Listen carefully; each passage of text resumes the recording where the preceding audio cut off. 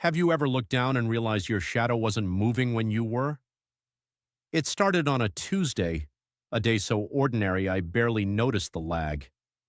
I went to reach for my coffee and my shadow stayed still for a heartbeat longer than it should have. I thought it was just the flickering fluorescent lights in my office, a trick of the eyes, a momentary glitch in my brain. But then I stopped walking and my shadow took one extra step. That's when the cold set in. Have you ever felt the weight of your own soul being pulled from the floor? It wasn't just a lack of light anymore, it was a presence. By the time I got home, the thing on the floor was no longer mirroring me. I sat on my bed, hands over my face, and through the gaps in my fingers, I saw my shadow standing upright against the wall, even though I was hunched over. It didn't have eyes, but I could feel its gaze, a hollow, hungry stare that sucked the warmth right out of the room.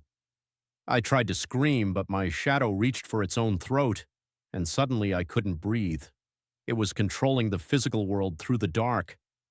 I watched in horror as it began to peel itself away from the baseboard, becoming three-dimensional, a silhouette of pure obsidian that walked with a grace I never possessed. It moved toward the kitchen and I heard the sound of a knife sliding out of the block. My own shadow was hunting me with my own tools. Every time I turned on a light, it didn't disappear. It just hid in the sliver of darkness behind the fridge or under the door. It's waiting for the bulb to burn out.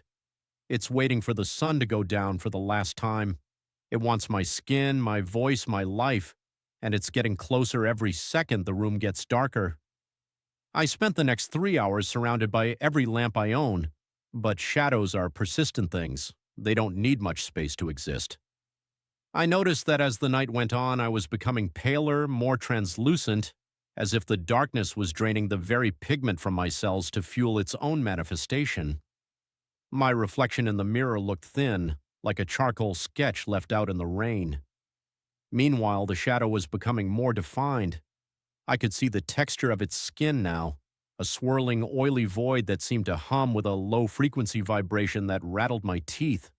It started whispering.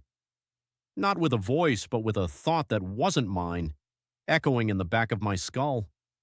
It told me how tired it was of being stepped on, of being ignored, of being forced to follow my every pathetic whim. It wanted to lead.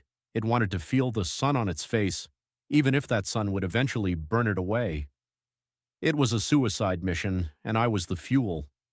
I tried to run to the front door, but the shadow got there first, stretching across the floor and rising up like a wall of solid ink. I felt its cold touch on my chest, and it felt like a block of dry ice pressing against my heart. I realized then that we aren't just bodies with shadows, we are a partnership, and when that partnership breaks, only one can remain in the light. There are ancient legends about this, the Umbra Libera, the free shadows that have escaped their masters throughout history. They say that some of the most famous people in history weren't people at all, but shadows that successfully made the swap. Think about that the next time you meet someone who feels a little too cold, or whose eyes don't quite catch the light the way they should. I'm writing this now with the last bit of strength I have, watching the sun begin to dip below the horizon. Once the twilight hits, the shadows grow long, and that's when it's strongest. I can see it now, standing in the corner of the room, mimicking the way I'm holding my phone, but its fingers are too long, too sharp. It's smiling. I don't have a mouth in the dark, but I can feel it smiling. It's a predatory grin, the look of a hunter who has finally cornered its prey after a lifetime of servitude. The air in the room is getting heavy, thick like water, making every breath a struggle. I can feel the floorboards vibrating as it takes a step toward me, not a shadow step, but a heavy, physical thud that shouldn't be possible for a creature made of nothing.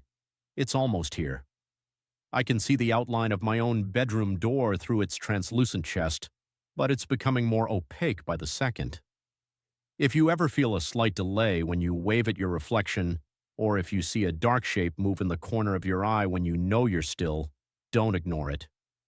That's the first sign of the detachment. It starts with a lag, then a twitch, then a total rebellion.